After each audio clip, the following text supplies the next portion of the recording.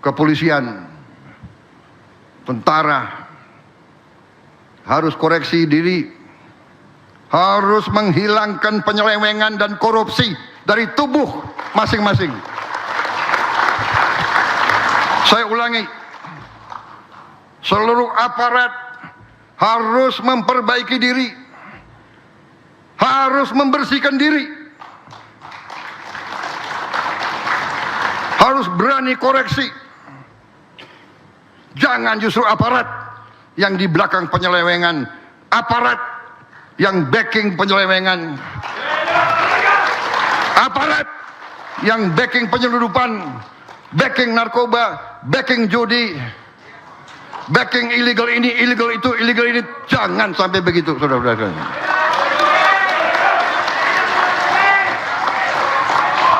Saya menghimbau atas nama rakyat. Jadilah tentara rakyat, jadilah polisi rakyat yang dicintai rakyat.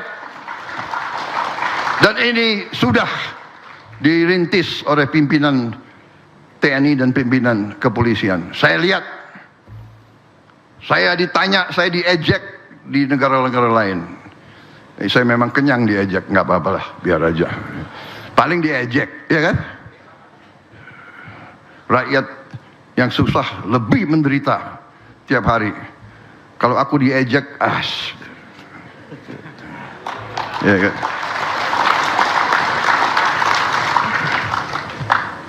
Saudara-saudara, mereka gimana kok polisi ngurus jagung, kok tentara ngurus sawah? Ya inilah saya katakan, TNI adalah tentara rakyat, polisi kita harus jadi polisi rakyat. Dan ini yang sedang dirintis oleh pimpinan-pimpinan kepolisian sekarang. Saudara-saudara sekalian, tapi harus terus kita koreksi diri. Saya geleng-geleng kepala, sedih saya bahwa tiap hari saya dapat laporan pejabat-pejabat yang nyeleweng. Saya sedih. Orang yang saya angkat, orang yang saya bina, orang yang saya kasih kehormatan, diberi jabatan yang penting, begitu dia menjabat,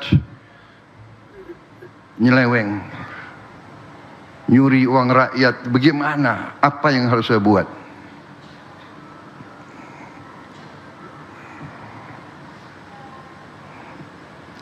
Kepala BPKP, ya, Badan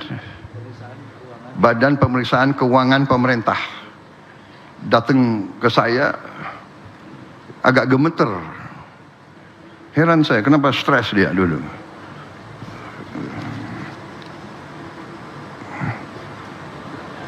Pak, karena yang dia laporkan, diketahuilah bahwa itu beberapa orang tuh dekat sama saya gitu. Jadi dia minta petunjuk, apa boleh diteruskan nggak pemeriksaan? Karena dia tahu ini dekat sama presiden. Dia lihat saya hati, sebenarnya masalahnya apa? Bagaimana Pak, petunjuk? Teruskan pemeriksaan. Tidak ada, nggak ada. Mau orang Prabowo, bukan orang Prabowo, dekat sama saya, ya nggak ada urusan. Kalau ada indikasi, terus periksa. Justru kalau diberi kehormatan harus lebih hati-hati dan lebih jaga. Ya, bukan diberi wewenang, kepercayaan, malah merasa adigung, merasa di atas dan merasa negara ini bodoh. Saudara-saudara, saya heran kalau hari gini masih ada yang nyoba-nyoba ya, apa itu di aparat ya. Saya heran. Sekarang ada digital ya, ada apa? Ada macam-macam sekarang. Pasti ketahuan deh. Ya, saya sedih.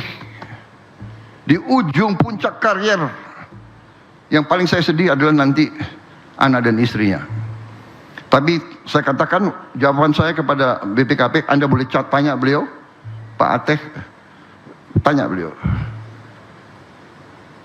Jadi bagaimana Pak? Teruskan. Tidak ada siapapun begitu menjabat jabatan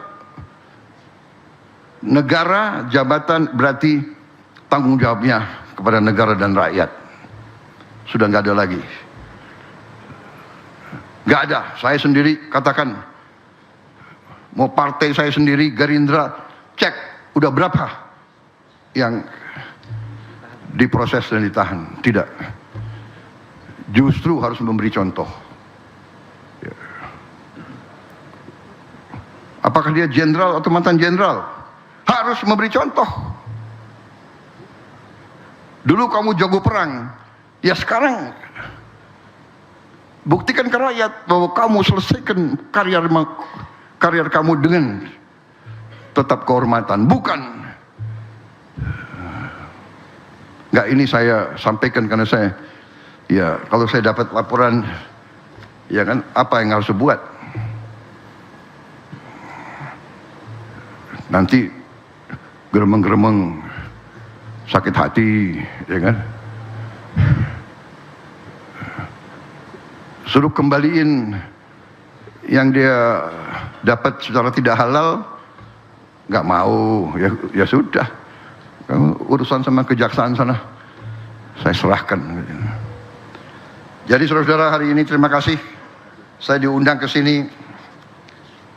Saya waktu itu masih muda, waktu itu saya dengar-dengar peristiwa di Jawa Timur, tapi saya tidak mendalami.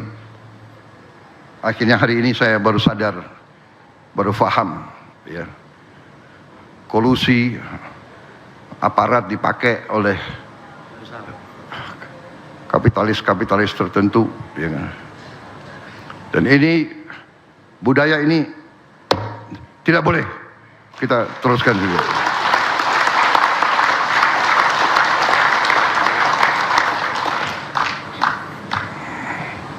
Semua aparat dari yang tertinggi sampai yang terendah harus mati untuk rakyat, bukan malah menindas rakyat. Saya tidak mau dengar lagi Panglima TNI, Kapolri, saya tidak mau dengar lagi ada aparat, ya, yang tidak menegakkan hukum, keadilan dan kebenaran.